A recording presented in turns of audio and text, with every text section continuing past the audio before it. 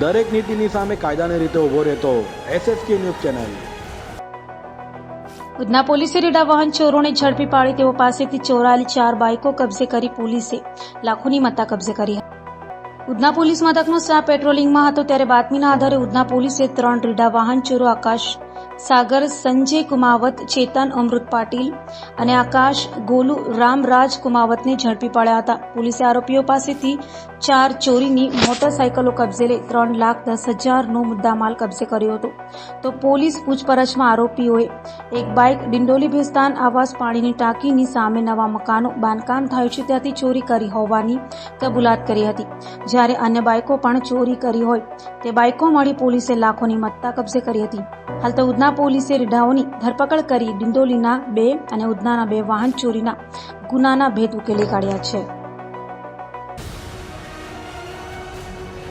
દરેક નીતિની સામે કાયદાની રીતે ઉભો રહેતો SSK ન્યૂઝ ચેનલ।